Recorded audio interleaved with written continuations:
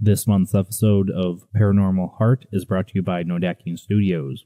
If you're looking for a beautiful piece of stoneware pottery, check out Nodakian Studios at etsy.com/shop/Nodakian Studios. And also check her out on Facebook at facebook.com/Nodakian Studios, where you can see updates on where she's going to be, as well as giveaways. Go check it out.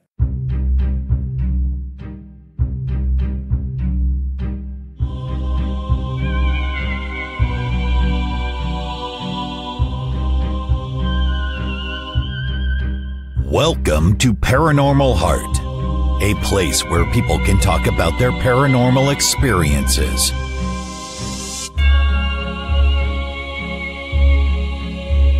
With your host, Kat Ward, along with a special segment, Oddities with Jon Mallard.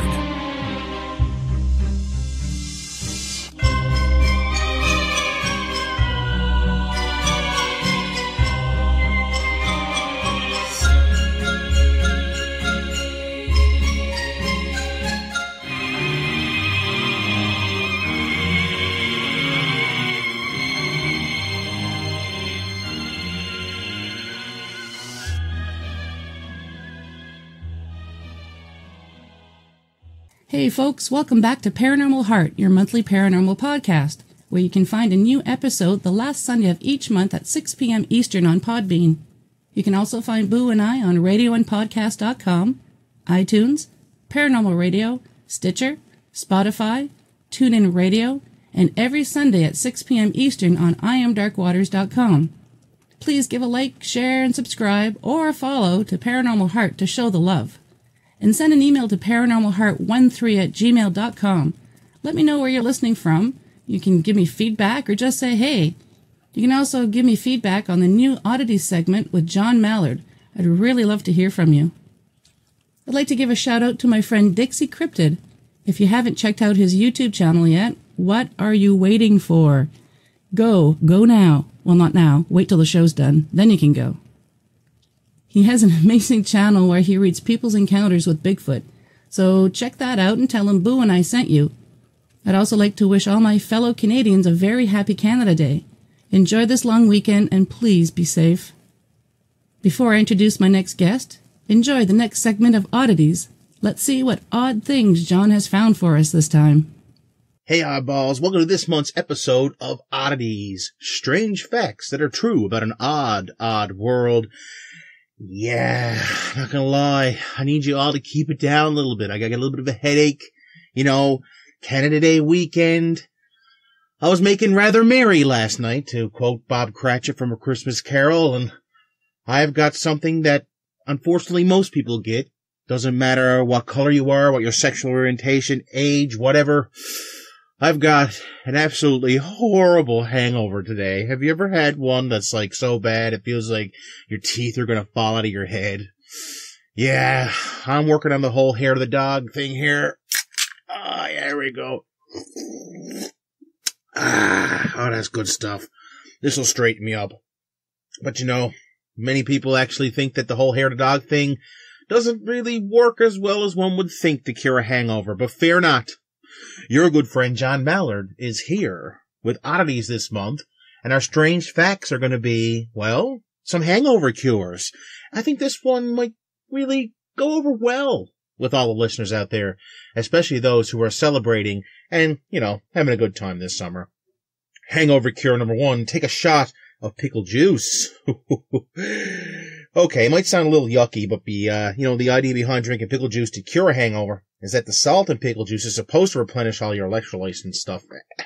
I don't know, man. It's kind of gross to think about drinking pickle juice. But anyway, you know, you kind of lose those electrolytes overnight anyway. But when you're drinking, you lose a lot more. According to Health Magazine, Dr. Tochi Arekomalazi, who's an MD, practicing family physician in Long Island, New York, told Health, pickle juice will help with your electrolytes, but you should still drink lots of water and get some sleep. Sorry, guys, this headache is brutal. Must pour myself up a nice tall glass of kombucha here. Kombucha also contains electrolytes and can help get you rehydrated if you want something other than a sports drink or, good old-fashioned plain water, according to Pop Sugar. Research on whether kombucha can help with stomach aches is limited, says Pop Sugar, but the bubbles also might help your tummy feel a little bit better too. Okay, I've heard this one before, and I think this one here is a little bit more sensible. I ain't drinking no kombucha, but man, I love honey on toast. Let's do it. You heard about this one? There's no scientific evidence that a big greasy breakfast will cure your hangover. I disagree. I disagree. I guess I'm just the paranormal guy. I love a big dirty feed. Like, give me a poutine or something, that'll straighten me up. According to health, anyway. The whole greasy breakfast, not your best thing to grab. In fact, a greasy breakfast might just give you heartburn after drinking a lot, says Health. Jon Brick, PhD, an alcohol research scientist and author. He's an alcohol research scientist. Best job ever. Doctor's Handbook, Hangover Handbook is what he wrote. Recommends eating something light. No specific foods are recommended, although honey sandwiches are helpful to some people, Brick told Health. Drink a big old glass of coconut water is the next one on the list. And, I've been down south before and I had all people tell me this, but I'll be honest. It tastes too much like, the consistency, the idea that it's coconut milk, the idea that it's anything at all close to milk makes me want to vomit because milk is just not a good hangover thing. It's common to lose a lot of potassium from frequent urination and vomiting maybe after a night of drinking, says Livestrong. And coconut water is full of potassium. Coconut water is way easier in your stomach than acidic beverages like orange juice. So Livestrong says it will help you to get rehydrated in no time. Cosmopolitan recommends adding pineapple juice to your coconut water if you don't like the taste. So it's more like a pina colada, and the extra sugar can give you a little boost in mood as well. And, I'm going to pass on the coconuts. Take a ginger supplement or add some ginger to your tea. We're getting classy. According to Livestrong, alcohol makes your stomach overproduce hydrochloric acid, which is why you might feel nauseated the day after you've been drinking. Ginger can help soothe an upset stomach, says Livestrong. So reach for some ginger ale. Take a ginger supplement or slice up some ginger root and put it in your tea or morning smoothie. I can see the answer.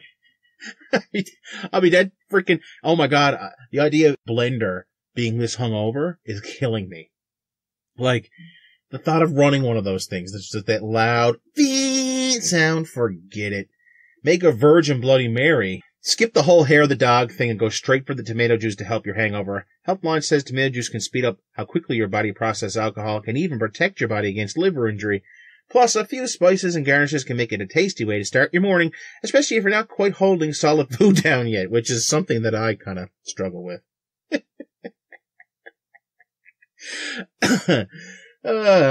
Brew some green tea is the next one. Consuming foods and beverages high in antioxidants can also help your body start to recover from the effects of alcohol. According to Medical News Today, green tea is a great source of antioxidants, along with berries, spinach, nuts, seeds, dark chocolate, and even carrots. That means you could also have a small spinach salad to cure your hangover if your stomach feels up to it. A small spinach salad? Buddy, give me a feed of Rotten Ronnie's any day. Eat a bowl of miso soup. I don't even know what the hell miso soup is. Soup in general is just kind of a great hangover cure, but Livestrong recommends miso soup for hangovers because of its water and salt content. The water hydrates you, while the salt helps your body hold on to the water, says Livestrong. And miso is made from fermented soybeans, and fermented foods are just plain good for your gut anyway, according to Livestrong, so it's a win-win. Here's one that I'm going to definitely do. Cover yourself in menthol and mint. I might be all over like an old sock, but at least I smell deadly. As someone who gets migraines, I can vouch for this one. Daniel Guerrero, a now retired bartender who used to work at PKNY, a tiki bar in New York City, told Insider to basically use anything mint or menthol to treat your hangover. Upon waking in throughout the day, massage a drop or two of peppermint oil into your entire scalp and ears. Smear Vicks Vapor Rub under your nose and avoid feeling noxious from unpleasant smells. Drink double-strength mint tea and put the tea bags onto your eyelids for a few moments. Very, very interesting. Last but certainly not least on your hangover cure journey, it's time for you to get a Jon Mallard original, although I'm sure other people have heard this before, but I think one of the best hangover cures is avocado on toast. Okay? It just does it for me. I researched it a little bit and I found something in McLean, so I'm going to read this for you guys. Yes, I went there, but I have a good reason. Just like coconut water, avocados can help you raise your potassium levels after a night of heavy drinking. However you decide to treat your hangover, avocados is the way to go. It also helps protect your liver against injury, so they're a particularly good food to eat when you're having a hangover. These are just really good. They're easy to keep down. They're kind of bland. Avocado is the way to go. Think about it, man. Have a nice avocado on toast. Nothing wrong with that. However you decide to treat your hangover, Harvard Health says it's just important to drink fluids, get your blood sugar levels back up, and maybe take a non-steroidal anti-inflammatory pain reliever other than acetaminophen. Your body needs some time to recover, so just remember to allow yourself the space to feel better. Well, there you have it, folks. Some hangover cures, and a little bit of odd ones at that. I think I'm going to wrap myself in mint tea leaves and see how it goes. Just jump in a vat of alcohol. Oh, my. Okay, one more second. That's the stuff right there. Enjoy the rest of your show. Back to you, Kat. I have the honor of having a returning guest on today. He is the founder of the Bronxville Paranormal Society and has had many encounters with the paranormal of all kinds. He has investigated many aspects of the paranormal, and he shares some interesting things with us today. So please help me welcome, once again, Al Santariga. Hey, Al, welcome back to Paranormal Heart. Thank you, Kat. It's good to be back. Oh, I'm so thankful that you're back. I know you were limiting how many interviews you're doing this year, and thank you so much for agreeing to do mine again. Oh, you're always a special person. So you'll always be able to get me whenever you need me. I'm available for you. Oh, you're sweet. Thank you. There's a handful of people that I will bend over backwards for, and drop everything, and you're one of them. Oh, thank you. You're welcome. I think I'm blushing. Okay, well, since you are my first return guest, I'll just give you the floor because I know you have a lot of things to talk about, so I'll just let you choose what you want to talk about tonight. Okay, the first investigation I'd like to talk about, it's called the Beekman Arms Investigation. It's a 200-year-old in Rhinebeck, New York. It's a very, very historical building. It was used during the Continental War, the Revolutionary War. George Washington stayed there. A lot of the celebrities stayed there. When Chelsea Clinton got married, she got married in Rhinebeck, and a lot of the celebrities stayed at the inn as well. There has a laundry list of who's that's ever stayed there. And a friend of mine, Tom, he's got a team called Ghost Magnet with a Twist. And he was doing an investigation there with his team, and he invited me to come and be part of it. And my wife and I, we decided, let's do it for the weekend and get out of the house. And we went up there and we rented a room for the night. And when we got there, Beekman is a very quaint town, very rich town. We did a lot of sightseeing and stuff like that. But when we got to the hotel, I had a laundry list of equipment I brought with me.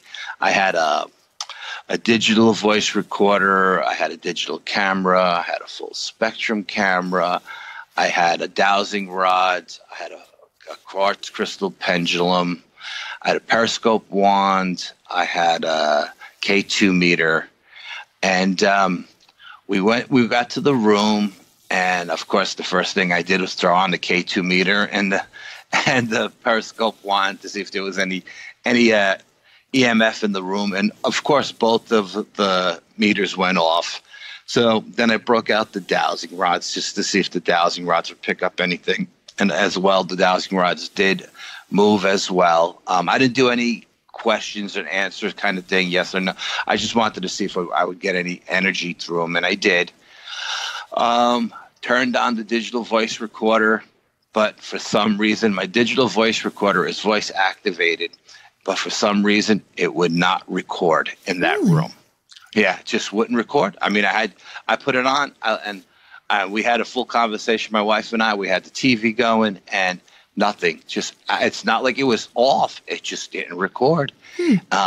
Pulled out the full spectrum camera and tried to do that, and the camera just kept shutting off all the time. Just I turn it on, it would shut off. I turn it on.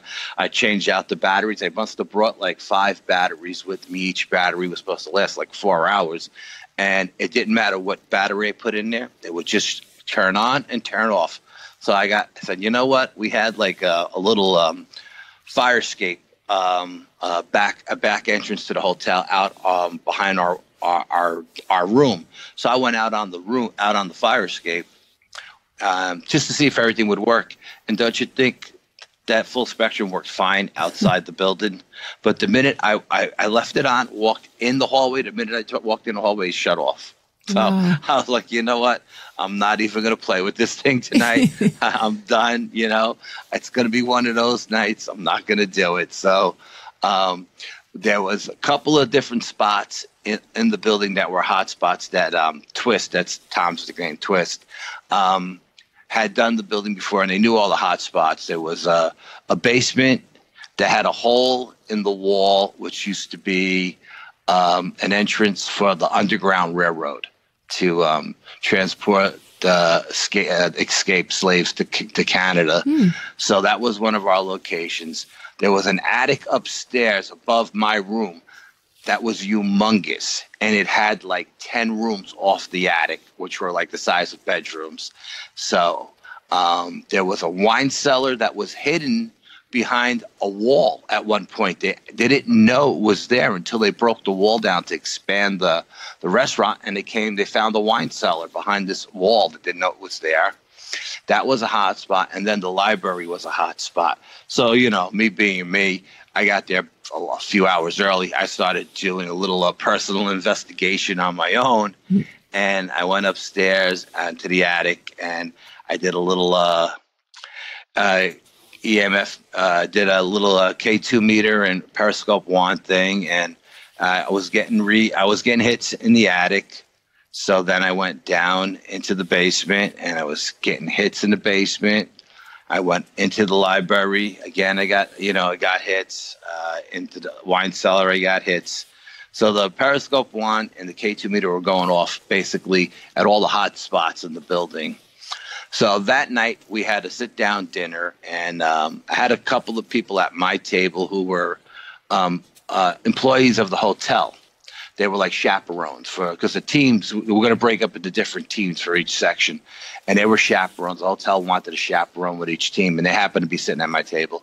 So I started talking to them, and I was asking them about the wiring. I said, is the wiring 200 years old? And they were like, why do you ask that? I said, because I'm getting hits with my K2 meter and my periscope wand all over the building, and I just want to know if it's faulty wiring, wiring with no insulation or thin insulation. And to my surprise, the electrician who did all the upgrade on the hotel was sitting at my table. And he turned to me and he says, I can guarantee you that all of this wiring is up to code, what the right insulation. He says, you can go get your K2 meter right now. We can go to that outlet on the wall, and I guarantee you it won't go off. So I said, okay, let's do it, right? So I figured I'd call his bluff. Yeah. And I went and I did it. And the K2 meter didn't go off, but we were in the dining room now. We weren't in any of the other hot spots. So I said, okay. So, that reassured me that it wasn't faulty wiring that was making the meters go off, So I said, okay. So we went and we had a nice dinner and everything. And we broke up into teams, and Ghost Magnet has their own psychic, this woman named Melissa, and she was there. And on our first location that we went up to, my wife and I, we were up in the attic, and she was using my wife was using my thermal imager. I brought my thermal imager as well.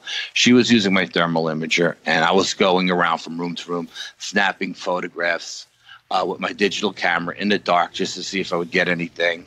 I got a lot of orbs that wasn't just dust particles and stuff like that, because these things were lit from within.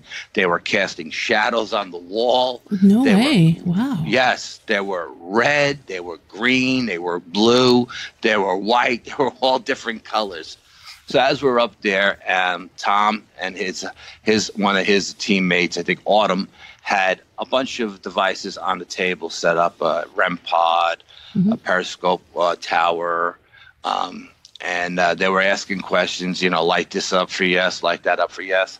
And we were getting all kinds of answers. They would ask questions, and they would say, light up the green light on the REM pod, and the green light would light up the red light on the REM pod, and the red light. So we were getting intelligent answers. And at one point, we heard what sound like running, like kids running in one of the rooms in the back. There wasn't any kids in the hotel that night because Tom's team had booked all the rooms for the investigation. So we were the only people in the hotel. There wasn't anyone there but us. And so we like, you know, actually got up and went and looked in the back room to see if there was children, because you could hear the patter of little feet running. And Melissa said to me, to Melissa, their team psychic, said, no, there's, and Tom felt someone put his hand on his shoulder, but it felt like a woman's hand. And Tom and Melissa said, no, there's a woman, a slave woman up here with 2 young children. And it's her who touched Tom, and it's her children that are running around, you know, and she's trying to get the kids under control because she's afraid that the kids are going to make too much noise. You know what I mean? So she was trying to get the kids under control. And I thought that was pretty amazing. You know what I mean? Just because we heard the running with our own ears, you know, it was audible. It wasn't something that we picked up on the digital voice recorder. We heard it with our own. I mean, there was 10 people in the room, and everybody turned to that far corner because that's where we heard the running. And so that's the way the night started. So I said, okay, looks like it's going to be a pretty good night tonight, you know? It's kind of funny that even though they're on the other side, the mother still can't keep the kids under control. Yeah, she was. Yeah, Melissa said she was very, you know, nervous trying to get the kids under control because she really didn't understand what we were doing, you know, with the devices and everything being from the 1800s or whatever. You know, she had no idea what all these little light gadgets were going off around her, you know. And so then we moved down. My group moved down to the library. And in the library, we had 3 K2 meters set up like in a triangle. And we would ask questions, and all 3 K2 meters would go off at the same time. And I was like, okay, this is pretty cool because, you know, because, you know, we're not just validating one with the other. And they're all not right next to each other. You know what I mean? They're spread out. So to me, you know, and this is just me thinking the way I think, I felt like there was 3 separate spirits in the room with us. And in this particular room, their team psychic wasn't with us. It was just, you know, his team and some guests that were staying at the hotel that were there. So that's what I felt. And before we got started, I was taking pictures of the room. And I swear in one of the photographs, it looks like I got a picture of somebody in a mirror. Now, the next room over was like a dining area with chairs and tables, and the door was open. And I thought when I took the picture and I looked at it and I seen it looked like an image in the mirror, I thought there was somebody sitting out at one of the tables in the dining area. So I went outside to look to see if it was just an image, and there was nobody there. Wow. So I was like, did I capture a spirit of an image of a spirit in the mirror that was actually sitting in another room, because she wasn't in the room we were in. You know, she was you could see in the photograph in the mirror when you blow it up that she was in the spirit was in the other room sitting down. Wow. So then we close all the doors and we get started, and there was 3 people from Tom's team. This woman Gigi, Tom's wife Red, and another woman that was a guest there. They all had dowsing rods, and they set up in the 3 locations that the K2 meters were set up in, and they were asking questions. And 2 of the dowsing rods were moving, you know, like open, cross for yes, open for no, and one wasn't moving at all. And I don't know what made me think this, and I don't know what, but I said, you know, we're in a town called Rhinebeck, in a county that was settled by the Dutch.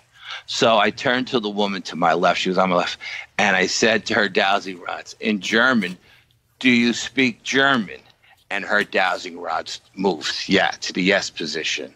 Nice. So then there happened to be a woman sitting next to me to my right who spoke fluent German. So I said, why don't we try this? Why don't we have a little experiment here? Let's try this. I told Red, you ask the questions in English, you ask the same question in German, and let's see what happens. And when she did, All 3 dowsing rods answered in unison, yes and no. And then we did another experiment where we only asked questions in German, and only the woman to my left dowsing rods were the one moving. The other 2, I guess, were English settlers that didn't understand the questions. I'd never seen anything like that before. Just totally blew my mind. And I got some amazing orb photos in that room as well. Just amazing orb photos. I got pictures. I got one photo of Gigi and their tech guy Digger working on one of the instruments, playing with the instruments. And I got like 3 photographs in a row. And one photograph, there's nothing there. And then you see an orb starting to come into the picture. And then the third photograph, the orb is right over Gigi's head. It was like not there, just coming into frame. And then the next picture after that, it's gone again. So it's just amazing. So that was the library. And they knew that the library was a hot spot because they had been there before, but they had never had that kind of activity where they did 3 different devices at once, where they asked questions in English and in German. And, like I said, I just put 2 and 2 together. I said, we're in a town called Rhinebeck. This county was settled by the Dutch. Maybe the spirit that's over here doesn't understand English. Let's try it in German and see what happens. And it worked. And they were like, Al, how did you know? I was like, I didn't know how I knew. Something just told me to try it in German. I don't speak Dutch. I speak a little bit of German because my aunt is German and we used to live with them. And so I picked up a little bit here and there. But other than that, I don't speak it fluently. Then we moved to, what was the next location? Oh, we went downstairs. And in between each session, it was like a 10-minute break to get just to freshen up and stuff. And while everybody was freshening up, I decided to slip downstairs into the basement to go towards that hole in the wall where down into the basement where the Underground Railroad was, the hole in the wall where the Underground Railroad was. So I went down there like 5 minutes before everybody else. And I'm walking towards the hole. Now, the room we were supposed to set up in, was when we went down the steps, it was directly to our left. It used to be the main kitchen for the inn when back in the day when the slaves were there and doing all the cooking and everything, That's where everything was done. But I went past that. I went past that room and I headed towards the back, towards the opening in the wall. And as I started to get closer and closer to that opening, I got an electrical charge that went through my body from head to toe. I mean, it felt like I stuck my fingers in an outlet and I licked my fingers and stuck them in. I got a charge that just stopped me dead in my tracks. And I was like, whoa, what's that? What was that all about? So I was just sitting there and I'm looking around and I'm listening and I'm feeling, and I'm the only one down there. So I started to move forward towards the opening in the wall, and as I got closer, I heard a little voice in the back of my head said, "That's far enough." Really? You don't need, all of a sudden I was getting this gut feeling like you don't need to go any further than where you are. As a matter of fact, I think, you should turn around and go back. So I said, you know what?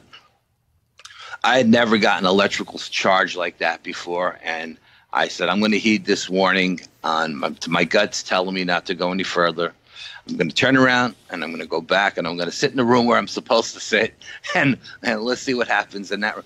And as I was going towards the old inn's kitchen, Melissa, the other team psychic, comes down the steps, and she says, I'm going to go to the Underground Railroad hole in the wall, because she has a haunted house as well where she lives, and she has a hole in her wall that was used for the Underground Railroad. And when we were at her house, we actually got flashes of light coming out of the hole in the wall. So she said, did you go back here? And I said, yeah. And she goes, what happens? I said, I'll tell you after you experience what you experienced. Yeah. So she starts to walk back there, and She gets to right about where I got that electrical charge, and she throws her hands up in the air and she goes, "Oh, hell no." And she turns around and she looks at me with these eyes as big as saucers, and she goes, "Did you feel this energy that's back here?" And I said, "Yes, I got an electrical charge that told me not to go any further." She goes, "There is something back here that is putting off a negative vibe that does not want us back here." She goes, "Okay, I'm going to leave this space to you." And she turned around and she went into the room where I was going. And she was just dumbfounded. She was like, "Oh my God, I couldn't believe what I felt, And I was like, "Yeah, I said, I'm not a psychic by any stretch of the imagination, but something told me not to go any further as well." So now we're in this room with this guy, William, who works for Ghost Magnet. And he's actually got his own team, but he was working for Ghost Magnet that night. And William's got something I've never did before. He's got about 4 or 5 candles set up on the old fireplace where they actually cooked, in this giant fireplace. Like you could put a person inside. It was so big, right? Mm-hmm. And he's got these candles lit on the mantle. Everybody settles in. And, I'm playing with my K2 meter, and I'm playing with my periscope wand, and they're going off here. It's funny because when I was over by the fireplace before anybody got in, they were both going off like crazy. But then I went over to the main fuse box for the hotel that was in that room. And I remember the electrician saying to me, "I'll bring you downstairs to the main fuse box, and I guarantee you those things won't go off." So I had that in my back of my head, hearing this guy say that to me. So I went over to the main fuse box and I sat down by it, and I put my K2 meter and my periscope wand up against the fuse box, and things never went off. But over on the other side of the room by the fireplace, where there's nothing but a stone wall and a fireplace, they're going off like crazy. So now the group comes in and everybody settles down. And Tom is asking questions, and we're not getting much of anything. So Melissa says, "Let me try it." So she starts to ask questions, and as soon as she starts, she hits a nerve with one of these spirits, and I don't remember exactly what kind of questions she was asking. Maybe were you a slave here? What year was it? Stuff like that.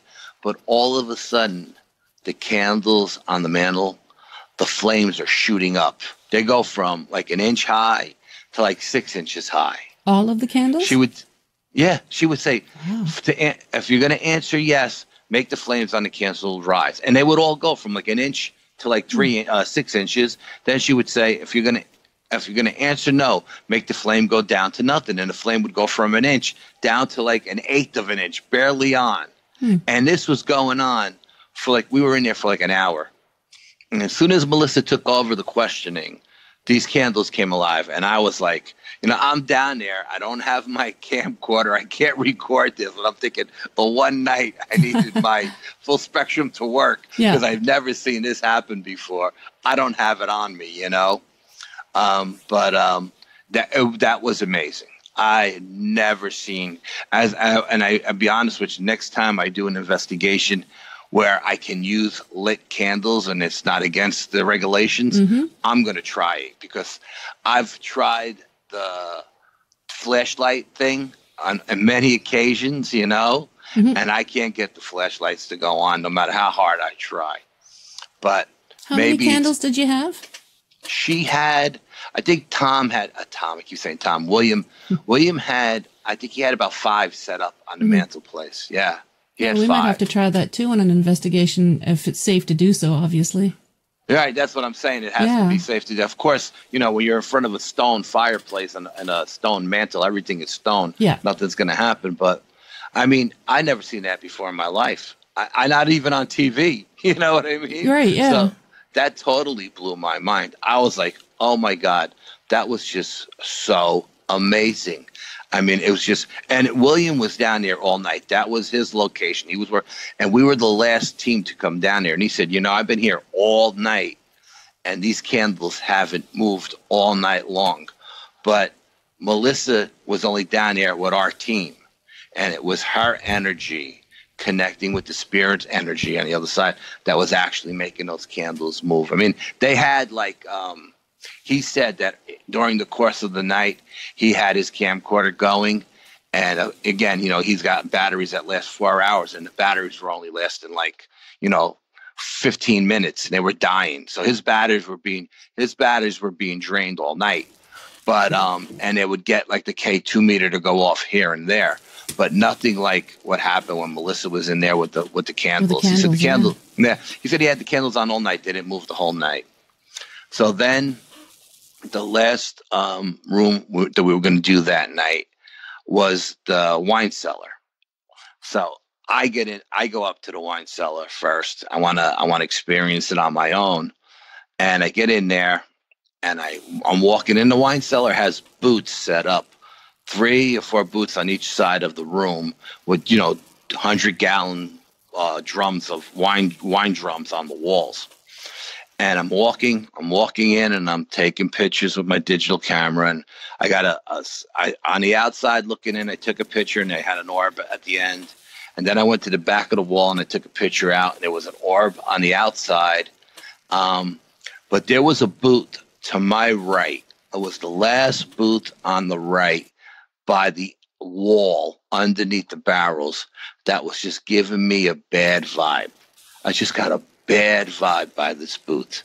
So I took a photo. I took a couple of photos. And in one photo, there's nothing.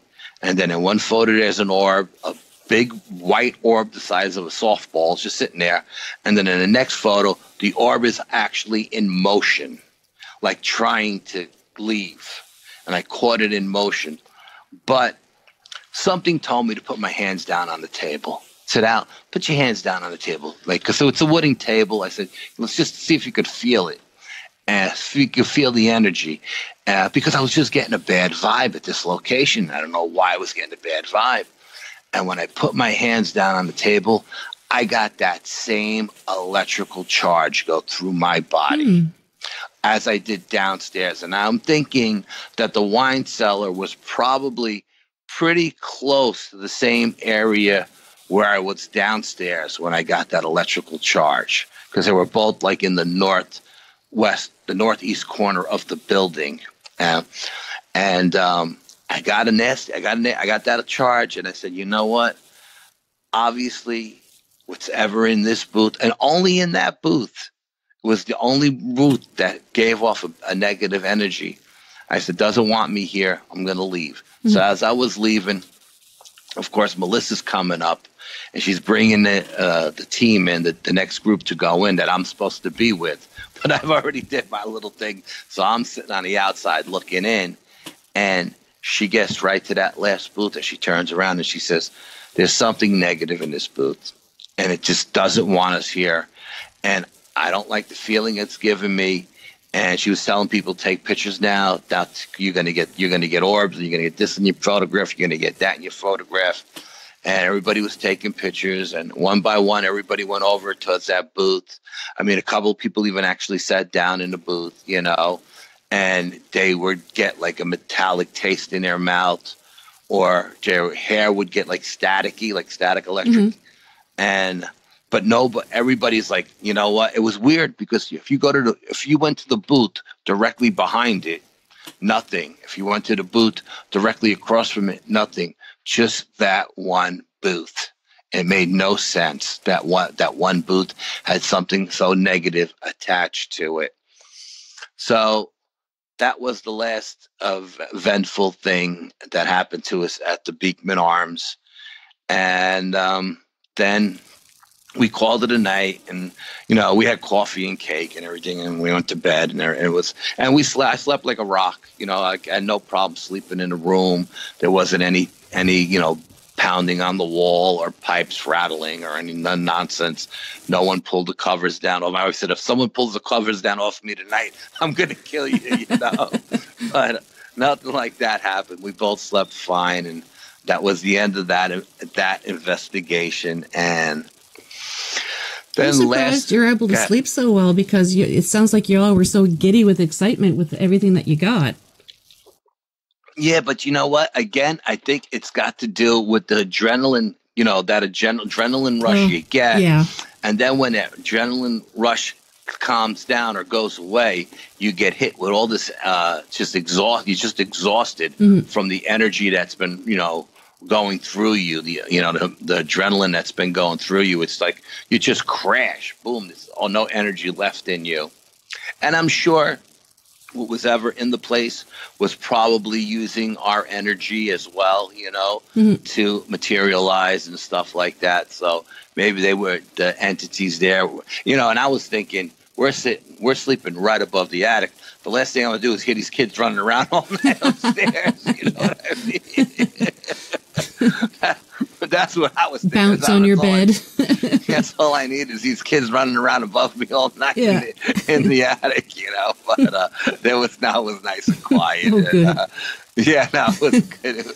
Everybody slept well. The next day, everybody met downstairs in the dining room for breakfast, and everybody, talked about their experience. People, because I'll be honest with you, even after I went to bed, there were still people investigating to the wee hours of the morning. You know what I mean? Because we had the whole hotel to ourselves.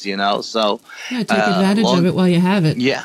Yeah, and I swear to God, there were people up till 4 o'clock in the morning investigating. Wow. Yeah, I didn't hear them. Thank God. I slept like a rock. But yeah, I could sleep through anything. One time I slept through a 5-alarm fire. It was right next door to my house. I didn't even know what happened. I woke up the next day. I was like, "What happened?" This giant mansion next door to my house. It was humongous, burnt down. Didn't even hear the sirens or anything. Didn't hear the sirens. There was fire trucks up and down the block. They had the street blocked off, and I got up in the morning. And I went outside and I was like, what the hell happened? Like, you didn't hear that all night? Like, everybody in the whole neighborhood was outside watching the flames. They were like 50 feet high. I slept through the whole thing. I slept through the whole day. My dog will change the way she breathes in the middle of the night and I wake up. My wife can hear a pin drop on the rug. She sleeps so light. Oh, forget it. But she got supersonic hearing too. She can hear anything. Wow. Yeah. So then last month, again, Tom called me up and he said they were doing an investigation at this historical plantation. It was called the Brickenhoff House. If I was interested in tagging along. And I was like, absolutely. Have you ever been to a plantation before? We went to, I think I was at one. Yes, I was at one. Like a couple of years ago, 2 years ago, up here. That was, they call them like working farms / plantations. You know what I mean? I guess nobody wants to use the word plantation, so they call them working farms. But the curator, this guy Rick, gave us a little history on the farm or the plantation, whatever you want to call it. He gave us some history, and then we went to. And I guess it must have really been like its own little town at one point, because they had a church on site. They had a carriage house. They had a school. So there must have been a lot of kids living on that farm with their families, because they actually had a school there. Plus they had the main house. So we started the night in the schoolhouse. And I went there. I had my K2 meter and my periscope wand. I had my full spectrum camcorder, my little digital camera, and I brought, something told me to bring my digital thermal thermometer that night. Something just said, you know what, bring your digital thermometer tonight. I don't usually bring it out too often, but something in the back of my head said bring it out. Always so I said, okay. With those voices. Yes. So we got to the schoolhouse. Tom was in the front with Melissa, the psychic, his team psychic, and I sat in the back of the class. I said, I'm going to sit in the back of the class and just observe.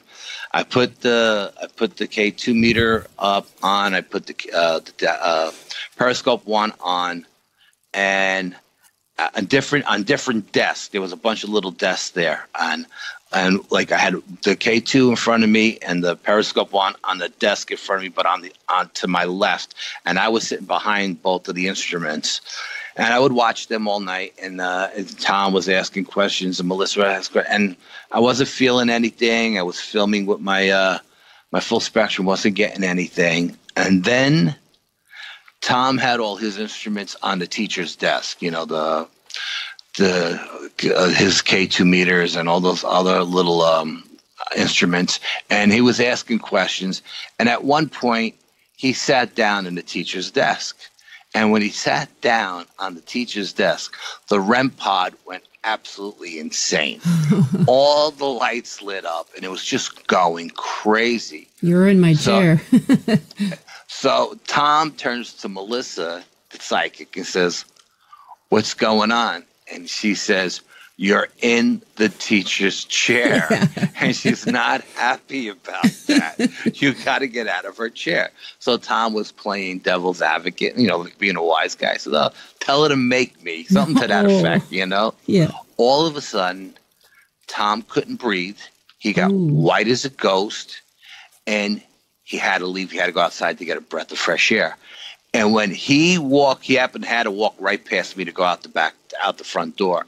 When he walked past me, that was the only time that night that my K2 meter and my periscope swan lit up. And so whatever was attacking him was still attached to him as he walked past them, because both of those things lit up. And I said, very interesting. It's the first time those things lit up all night. Now, Melissa took over the questioning, and she was asking questions, and she got the name Jane or something like that. Rick, the curator of the home, he said, "Oh, Jane, actually, I know she. We were playing with a what do you call it? Some kind of box, a voice box, or some kind of ghost box or something, and the name Jane came out of it." Okay, and everybody heard it. And then Rick, the curator, said Jane was the name of the teacher that was here during, you know, the 1800s, whatever. So we got the name of the teacher. Tom walks back in. He walks past both of my meters, and neither one of them go off. He goes back to the front of the class, but now he's standing off to the left. And all of a sudden, he starts feeling he's getting really, really cold. He could feel. He says, "My God, I'm freezing." All of a sudden, so Melissa got up and she went over and she goes, "Oh yeah, I feel the coldness too." And everybody got up and felt the cold. Well, I had my digital thermal thermometer on me.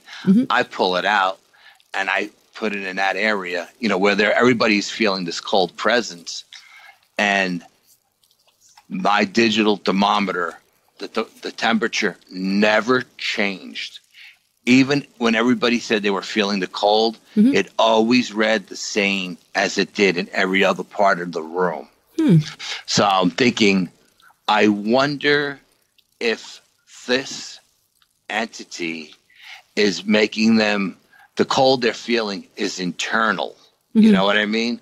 And not external, because my digital thermometer is not reading it. You know what I mean? So I couldn't validate them feeling the cold, but there must have been 10 people who felt it. You know what I mean? I know they all weren't lying. You know, I didn't get up and go over and actually feel it because I was on the far side of the room. I just didn't feel like getting up, to be honest with you. But I was, and I think that was the reason why I was supposed to take my thermometer, to try to validate this. And it's the first time that dawned on me, that when we feel the temperature change in the room, that it may not actually be the temperature in the room that's changing, but our body temperature that may be dropping. You know, it's internal. You know, I don't know. It was the first time that thought ever came to me. So I guess that was the reason why I was supposed to bring that digital thermometer with me. That's interesting. Yeah, I mean, I don't know. It was the first time that thought ever came to me. So then we headed out to the carriage house, and we're sitting in the carriage house, and Gigi is working with the dowsing rods, and I'm behind Gigi, and I'm taking pictures, and I'm not getting much on any of my photos. I did get a really weird blue orb out in the middle of the field, and the field was pitch black. There was no lights in the middle of the field, but something told me to take a picture out of the darkness. So I took a picture of the darkness, and there was a blue orb out there. So then we get in, and I'm taking pictures of the school inside the class. Didn't really get anything. I'm inside the carriage. I'm taking photographs. Not really getting anything. But Gigi is playing with dowsing rods, and she's asking questions. And Melissa's with us, and the dowsing rods are moving slow like molasses. I mean, just slow as molasses.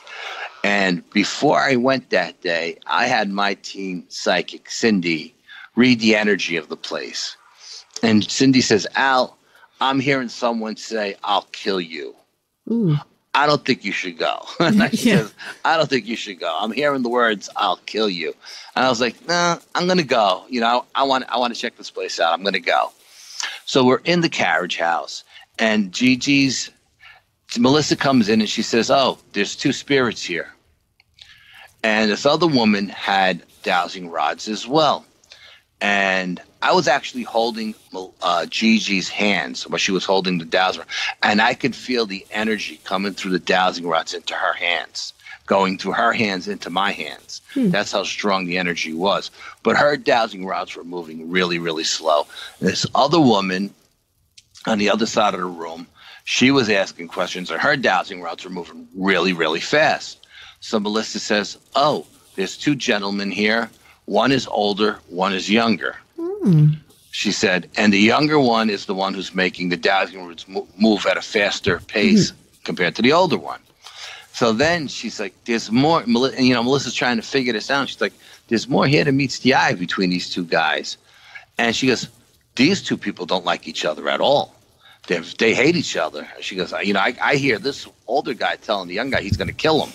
Ooh. Which is the same thing my psychic felt too, So she says, these two people don't really like. So she says, but there's more here. She's trying to figure out what she's missing.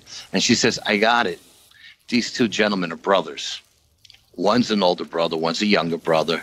The older brother was probably the foreman for the carriage house, and the younger brother probably works for him.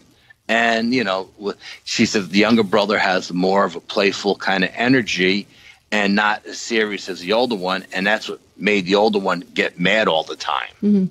So anyway, we're asking all these questions, and the dowsing rods are going, crossing for yes, opening for no.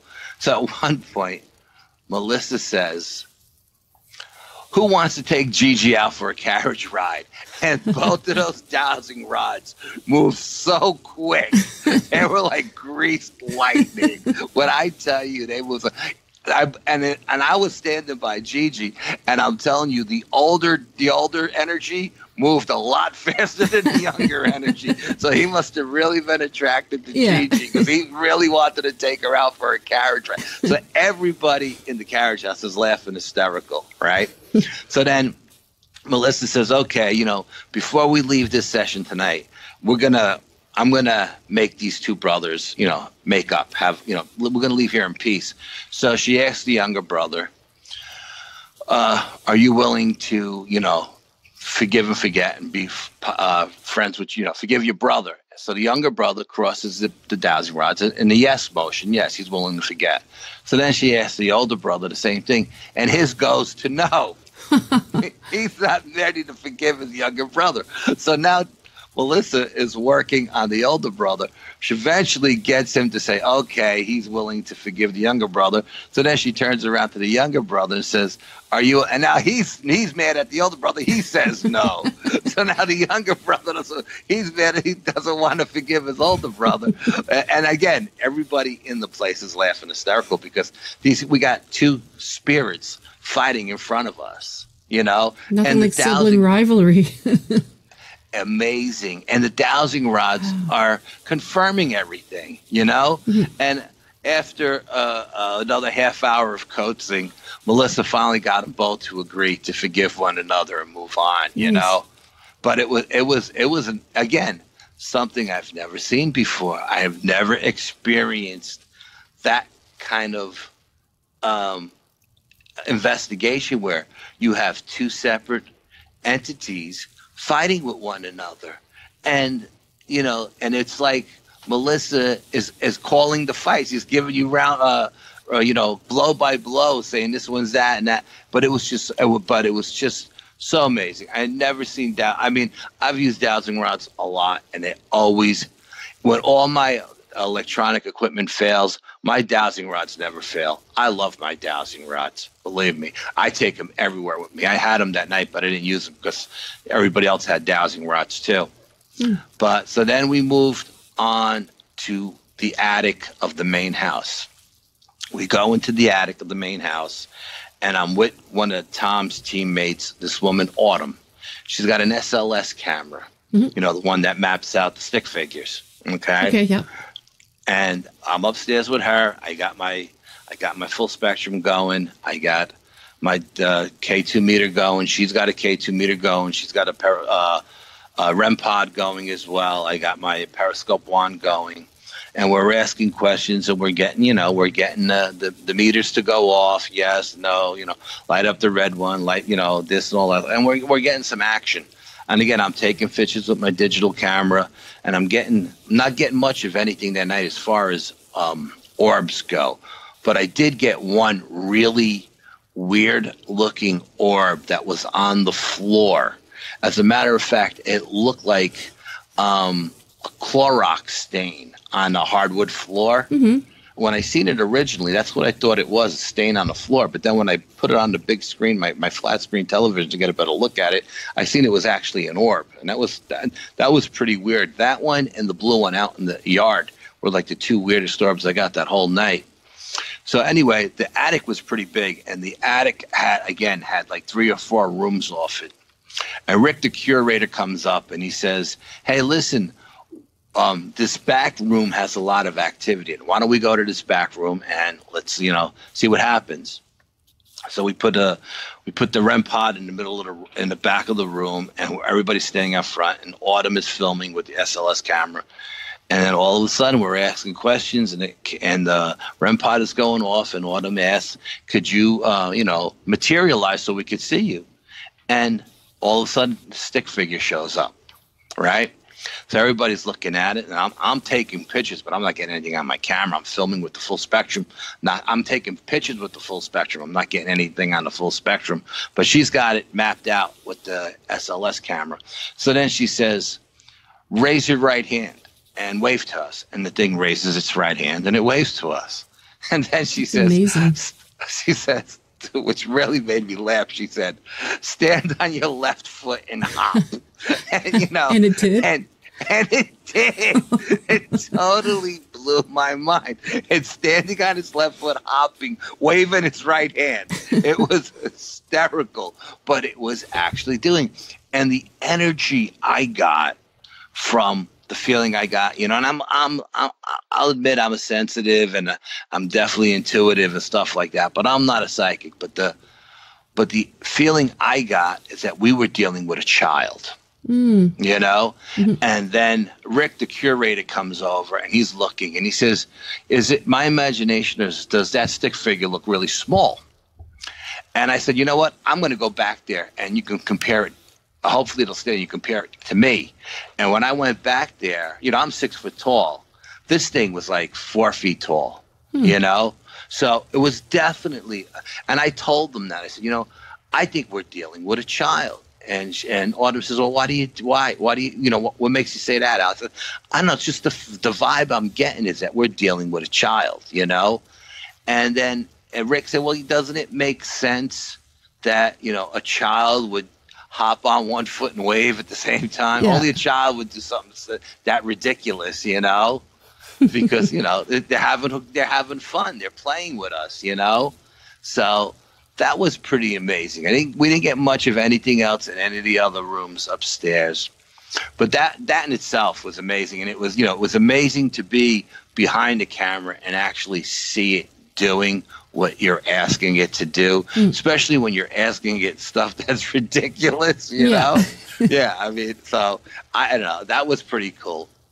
So then we all got together. We went down to the Breckenhoff's daughter's bedroom, and it had a full bed in there and a little cradle in there, I guess, where they had a smaller child and an older child.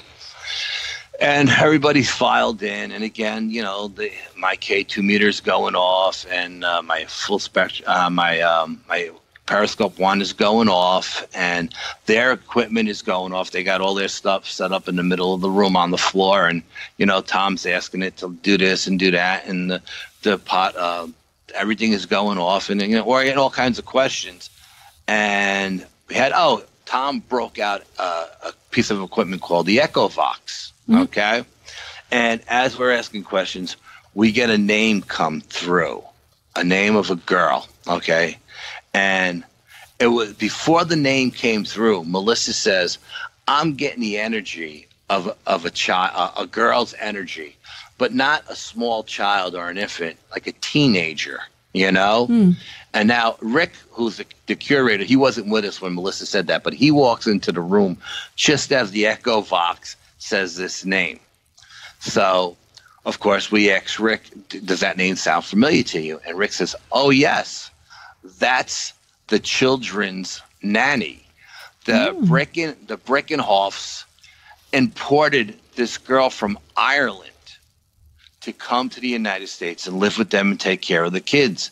And that was this girl's name. And that girl happened to be like 15 years old. So, you know, all of this stuff is going on. Melissa's, you know, feeling this teenager girl energy. The EchoVox is giving us a name. So then Tom turns to me, and he says, Al, I would move if I were you. You're in a bad spot. And I was like, why? He says, there's a portal over there. And the energy that comes through that portal makes everybody sick who sits in that spot. Now, at this point, I've been in that spot for about 20 minutes, and I feel fine. So I said, you know what? I'm going to roll the dice. Let's see what happens, right? So, of course you would. Right, yeah, let's see what happens, right? I mean, so I'm sitting there, and as the EchoVox is going off and saying all kinds of stuff, and you could just feel the energy in the room ramping up. I mean, it felt like we were in a tornado or some kind of vortex. All of a sudden, I got violently ill. I got nauseous. I got a pressure in my head. I got a metallic taste in my mouth, and I had to get out. I had to get out. Not only did I have to get out of that room, but I had to go outside in the yard and get fresh air. I did not feel good at all. I thought I was going to throw up. That's how bad it got. And I was outside for about 15 minutes, and I came back in, and they had called the session was over, and everybody was again, you know, everybody was having coffee and cake and, you know, talking about the different experiences. Because, you know, again, they break up into different groups, and each group goes to different. So, you know, Group A may not have experienced what Group B experienced, or vice versa. So everybody's asking about, hey, what did you experience here? What did you guys experience? And I came back in, and they asked me, how you doing? I said, like, yeah, just give me a cup of coffee. I feel fine, you know. I feel better now. I got some coffee in me, and that was a pretty amazing night, and I'm so happy that I went. And you know, I mean, I know Cindy she heard that I'll kill you, but it was the older brother yelling at the younger brother for not listening to him, you know. And so it really there wasn't really anything dark or demonic there, because I asked their team psychic, Melissa. I grabbed her, you know, towards the end of the night, and I say, hey, Melissa, you know, since I was sitting by that portal of energy, do I have anything to worry about? And she said, no, Al. She says, it's not a portal where entities come in and out of. It's just a portal that manufactures a lot of EMF, she said. And you were just getting the brunt of all that energy coming out of there. And that's what made you sick. You know, she goes, you don't have to worry about anything dark attaching to you or bringing anything home with you, you know. So I was like, okay. So you must have breathed a sigh of relief.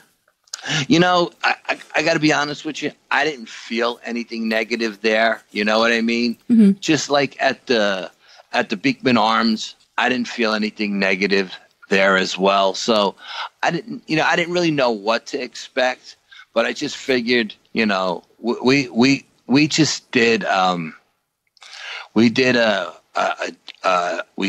job for a client. We got a call on the BPS hotline. Okay. And this guy calls me up and he says, listen, having issues at my house. We've moved like 4 times. The issues haven't gone away. We go to Europe. We go to South America on vacation. We go to Mexico and we have issues there. Whatever this is, it follows us everywhere, you know? So I said, well, what happened? You know, give me the backstory. So I went to this guy's house, and I went there, and I didn't feel anything negative while I was there. And I took photographs, and I videoed, and I did an interview with him, his wife, and his daughter, who are having all the experiences. And I recorded everything, and I listened to the recording to see if I got any EVPs on it, and I didn't get anything on the recording. But it turns out that this guy, let me know if I go on too long. This guy, his wife's favorite uncle passed away. Mm-hmm. So he wasn't a believer in the paranormal. She's a big believer. She comes from South America. She has family that are shamans. You know what I mean? Yep. And so they did a seance. And when they did this seance, they opened the portal. Okay. And something negative came in. Right. And this thing was attracted to his wife. And this thing constantly attacked his wife.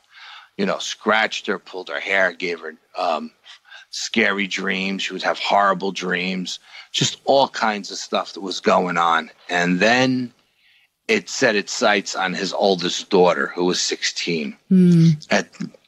His daughter was sleeping in the room with her little sister. The little sister's maybe like 10, and she's like 16. They were sleeping in the room, and they seen what looked like the image of their grandfather come out of the closet. Her grandfather was still alive in South America, so why are they seeing their grandfather come out of the closet? All of a sudden, the little girl gets up, goes to the bathroom, goes back to bed. Like she's not seeing it, but the older girl is seeing this, and she's like looking at her sister like, aren't you seeing this? You know, and the sister didn't pay her any mind. Like she was still half asleep, you know? And all of a sudden this thing gets on the older sister, holds her down, and paralyzes her, and starts like yelling at her or whatever, all kinds of stuff, and scratching her. So I called a friend of mine up. First I called my team psychic, Cindy, and Cindy read the place, and Cindy said, well, I'm going to tell you right now, this woman has abilities. She doesn't want them, but they're running her family on the woman's side, and she has abilities, and her daughter has abilities. And when they did this seance, they opened the portal, and something dark came through that's attracted to her. I said, well, what if it's attracted to her, then what's attacking the young girl? And Cindy said, they live across the street from the woods.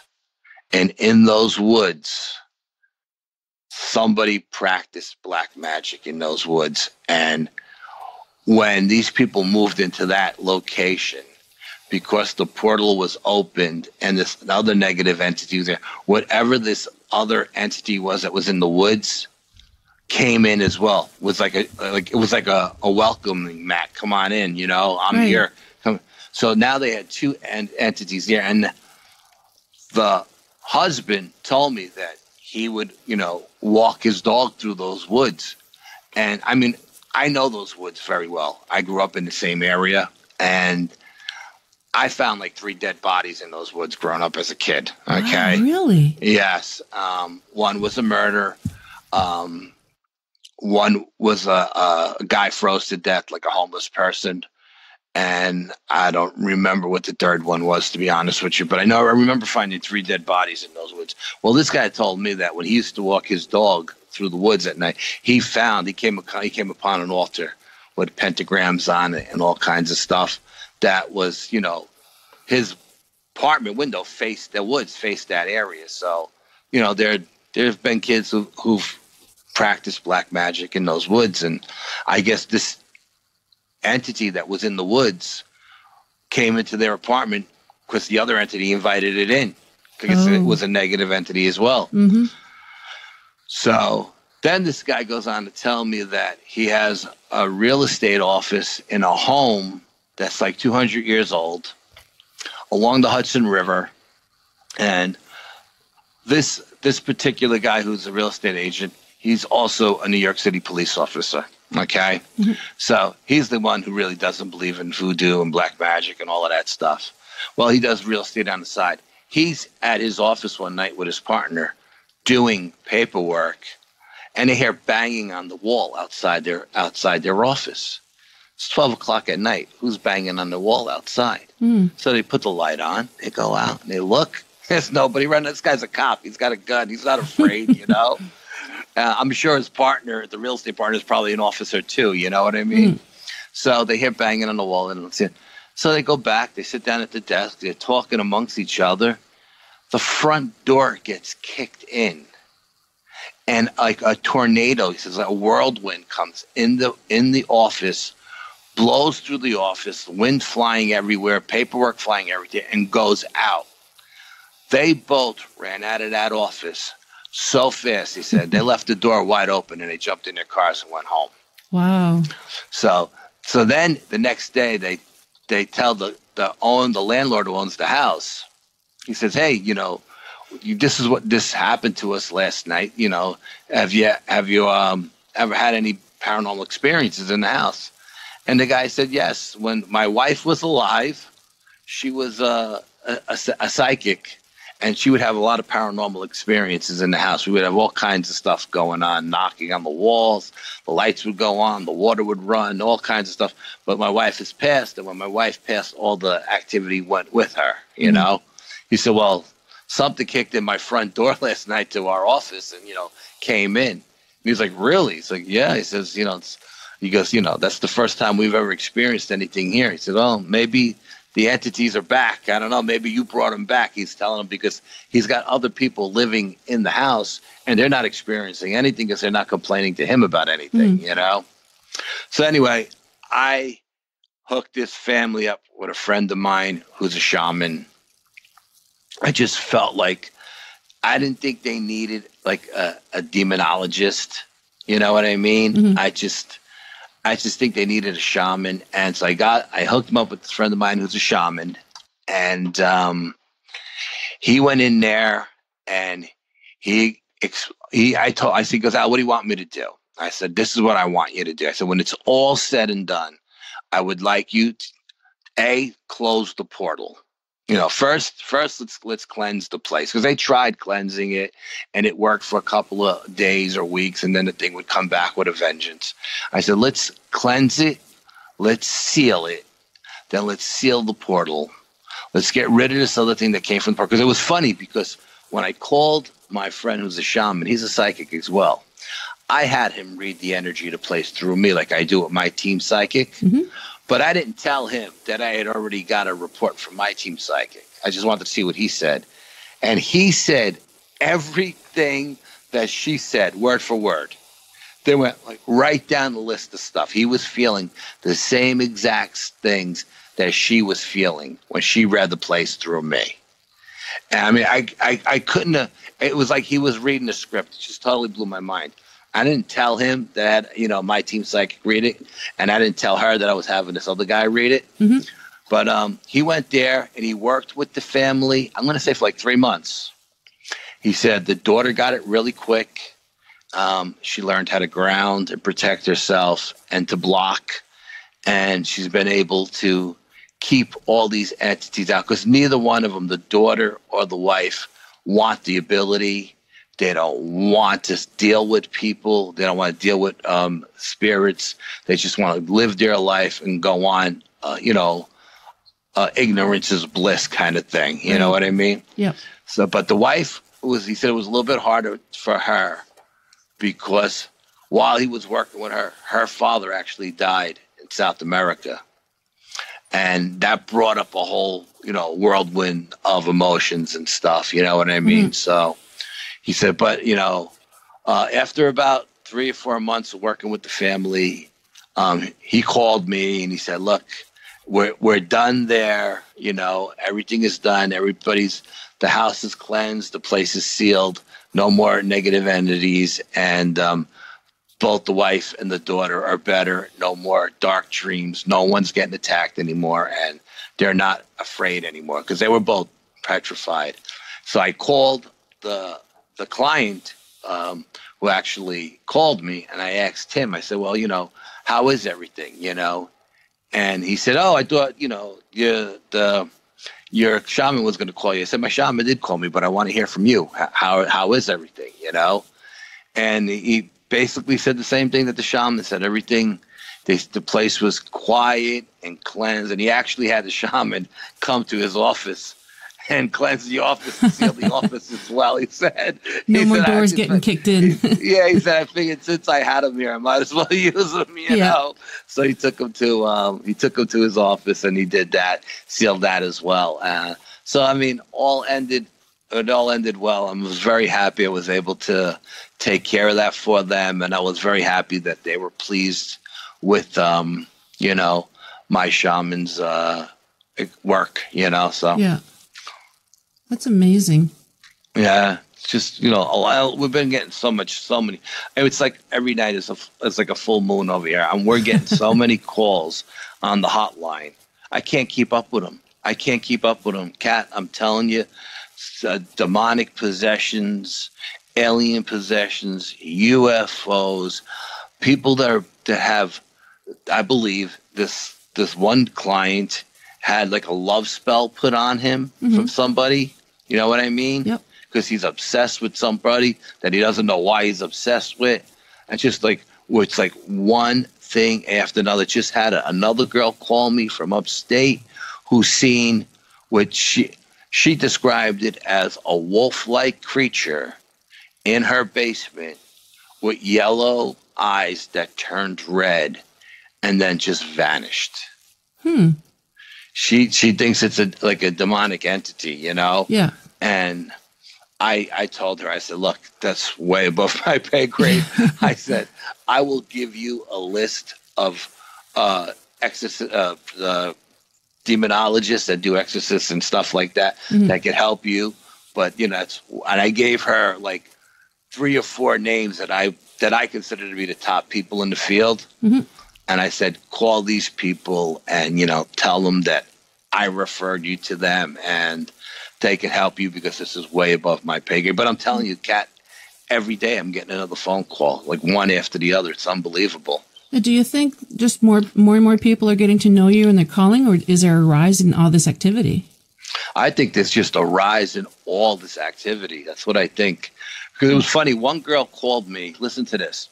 She calls me up and she says, this is a girl who's having issues with, UFOs. She sees them everywhere she goes. She's actually videotaped them and sent me the videotapes. Obviously, they're typical UFOs, unidentified flying objects. What they are, I don't know. But I've seen the same things on TV shows from all over the world, okay? And they look exactly like what this girl is filming. Okay. She calls me up and she says, I just lost my train of thought. It just popped out of my head. She called me up and she's like, I'm having these experiences and, she goes, I was reading a book, about, I guess a MUFON book or something like that. And in the book, they mention my team psychic, her name is Cindy Bailey Dove. Now, Cindy is a member of MUFON, and she's like their drone expert, okay? And she's like, I was wondering if you can connect me with Cindy because I'm seeing these strange lights come over the mountain, and I don't know if they're drones or not, and I would like to send her a video of it so she could look at them. I says, well, how did you connect Cindy with me. And she goes, well, my aunt follows your group. Oh. And when I mentioned to my aunt that I was looking for this woman, Cindy, her aunt told her, well, Cindy is Al's psychic on the Bronxville Paranormal Society. Why don't you call the BPS hotline and talk to Al? So through me, she was able to contact Cindy. And Cindy looked at the videos and said, yeah, I think what you're seeing may be military, drones. But maybe, one or two of the videos that she sent are drones. But she sent me some still photos of what looks like diamond-shaped crafts in the sky that are metallic. And that doesn't look like a drone to me, okay? And it has a weird kind of tail to it. I don't know if it's a propulsion system where it's like sputtering out energy, like puffs of energy. Because I gave it to Brian, and Brian ran it through his software. And it's definitely. And I told her, I said, listen, I don't know what those things are that are lighting up over the mountain on your house. I said, but I've seen that diamond-shaped craft when I was on vacation 2 years ago up in the Catskills at a place called the Villa Roma. It's a resort up there. And I seen the same thing. And I seen that. I said, it was 10 o'clock in the morning. There was 100 people by the pool, and I was the only one who seen it. And I turned to my wife, and I made her witness it with me. And this thing went from mountain range to mountain range that must have been 20 miles apart in a matter of 2 seconds. So I'm telling you, that's fast. No drone. That's no drone. No. There's nothing going 20 miles in 2 seconds. I said the thing was doing maneuvers in the skies, stopping on a dime, doing like backflips and coming back the other way. I said, and it looked exactly like the photo that she sent me. So Brian and I are actually going to go over to where she lives and meet with her, interview her, and go to where she gets all these videos. I don't know if it's a certain park that she goes to or what, and stay there at night and film and see if we get the same exact things that she's getting on her videos, or if they're just showing themselves to her, Right. Because I told her, I said, what you need to do whenever you see, and they see her, and it's funny because in the videos that she sent me, she's with her mother, and you can hear her talking to her mother. Hey, Mom, what's that in the sky? You see that? Yeah, what is that? That's pretty weird. And it's like everywhere she goes to the park with her son, the things are there. She goes out with her mother, the things are there. She goes to the mall by herself, the things are there. They're always there. So I told her, I said, what you need to do, next time you see these lights in the sky or these crafts in the sky, you have to, you have to check your watch. Make sure you don't lose any time. You got to do a time check. Every single time you see them, do a time check. And I said, if you see these things at night before you go to bed, what I would recommend you to do is set up a video recorder on one side of the room facing the bed, and a digital voice recorder on the other side of the room in a totally different part of the room. And then in the morning, check them both. Because sometimes if you're being abducted, and I told her, I said, I'm not saying you're being abducted. Okay. Pick up all of the sound that it's making. Yeah. Oh, we lost you there for a second. So. Can you hear me? Okay. What? Oh, yeah, we lost you for about a minute. Okay. Do you remember what I was saying? Yeah, you were talking about, we'll just edit that part, but you were talking about setting up the camera and the voice recorder, and you said you not telling her that she's not being abducted, and then I lost you. Okay, yeah, like I was saying was, I'm not telling you that she's being abducted. I don't know if she is or she isn't, but I told her, even if these things do come in, sometimes they may shut the camera off or just affect the video itself where it's all snowy. But a lot of times it doesn't affect the digital voice recorder, and you can still hear everything that happened in the room while it was going on. Yeah. So that's what she said. She said, that's a good idea. Yeah. I should, put one on each side of the room. Now, whether she does it or not, I don't know. She seems like, I was talking to my team psychic, Cindy, and Cindy said she's very, very afraid. And No doubt. And her mother's very afraid. And I told Cindy, I said, listen, I'm not a psychic by any stretch of the imagination, but my gut tells me that this is a generational thing. That's not only her, it's not only her mother, but it was probably her grandmother, and it's probably her child as well. And I said, I don't know why I'm saying that to you. I don't know why I'm feeling that, but that's what I'm feeling. So Cindy was supposed to talk to her again on Saturday and get like a deeper read on her, you know? But I don't know what happened. She never called me, so I'm assuming that they never connected. So we'll have to, to be continued. Yeah, I really hope they do. Yeah. And I'll have to, you have to keep me posted on that. That sounds real fascinating. Yeah, it's pretty crazy stuff. I don't know, I don't know why I feel like I feel, you know what I mean? But that's just, I keep telling Cindy, I said, Cindy, I don't know why I'm feeling this, but I just feel like there's more here than meets the eye. I think we're missing something. Sounds like I don't know what it is, but I feel like we're missing something. And that's where we're at. Wow. Well, Al, we are at the end. Okay, very cool. You're so fascinating. I'm telling you. Staying busy. Try to stay busy. Absolutely. I got like 6 different historical sites set up that I'm planning on getting to this summer. The team is doing an event at a historical, again, the plantation. And next month, we got another event, another investigation coming up at a place called the Terror Dome. It's a quick backstory on that.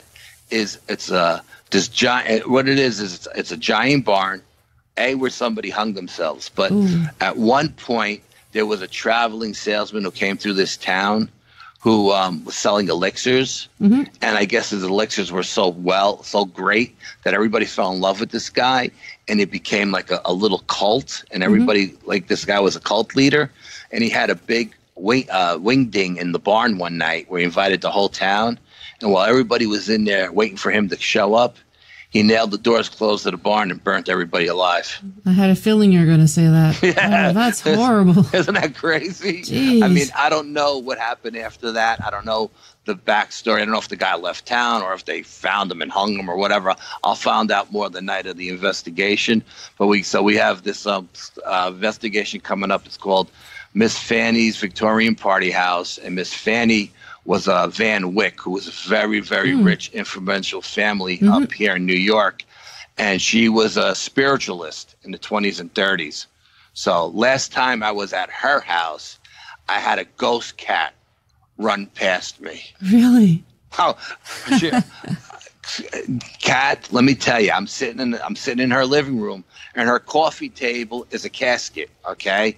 An old-fashioned casket like in the cowboy days, that diamond-shaped casket. Yeah. Okay, and behind that is a couch, and there's like 4 women sitting on a couch, and I'm sitting on a chair, and this little black cat is, I swear to God, it's like solid as me or you, comes out of the dining room, runs past me. I go to pet it because I'm an animal lover. Yep. It ducks its tail down so I can't touch it, and it goes underneath the coffee table. So I was like, okay, it doesn't want to be touched, So then, as we were all getting up to go to a different room, I tell the ladies that are sitting on the couch, be careful you don't step on the cat when you get up because it's under the coffee table. The woman who owns the house, and this house is very famous. It's been on like 3 or 4 TV shows. The woman who owns the house says, "What cat, Al?" I said, "Your cat. I just seen your cat run under the..." She goes, "I don't own a cat. I own a pig and a dog, and they're both in the pen out in the yard." I says, "What are you talking about? I just seen a little black cat run underneath the coffee table." She says, "The woman who had the house before me was a cat lover and had hundreds of cats." She goes, "You just seen one of the ghost cats that are in the house." I was like, oh, my God. I had never seen a ghost before. I seen a ghost cat. And I went to touch it. I went to pet it. That's amazing. Crazy stuff, yeah. Can't make this stuff up, I swear to God. And there's so much more that happened in that investigation. I'll tell you about it another time. Yeah, we'll definitely have to have you on because you have so many interesting stories. Thank you. So why don't you tell the listeners where we can find you? Tell us about the hotline. Okay, well, you could go to, you could find BPS on the web, www.bronxvilleparanormalsociety.com. The hotline is on the website. The hotline is also on the Facebook page and the Facebook group. We're also on YouTube and Twitter, so we're all over the place. So if you have any issues that you need help with, you can contact me directly through the hotline. I get all the phone calls come directly to my cell phone. And, we're going to be very busy this summer, so you're going to probably hearing a lot about us. Yeah. And folks, like you said earlier, if they can't help, they can most certainly direct you to someone who can. Oh, absolutely. Yeah. I mean, like I said, there are some things that are above my pay grade that we pass off. And, but we're, we got our hands in everything, also co-director of the New York State UFO Project and co-director of the North American Dogman Project, New York State chapter. So if you have any dogman sightings in New York State that you want to contact us on the page. You can contact us there. If you have any UFO sightings or anything to do with UFOs, you can go to the New York State UFO Project's page as well and contact us there. Anything paranormal, you can go to the BPS page. We're all over the place. Busy, busy, busy. Always busy. Well, thank you so much again, Al, for being on again. I really appreciate it. Thank you for having me, Kat. It's been my pleasure. Anytime for you. You know that. I know. Thank you. And I just want to thank Brian Anderson for being the wonderful voice in the intro and outro of this podcast. And if you're looking for a voice artist to do voice work for your podcast or audiobooks or commercials, you can contact Brian at www.brianandersonvoice.com. I'll post all the links to the podcast. And thanks again.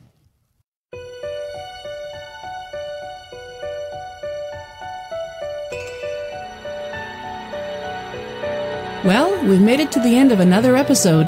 Thanks so much for listening. Until next time, take care of each other. And if you'd like to be on the show or have questions and comments, just drop me an email, paranormalheart13@gmail.com. I'd love to hear from you.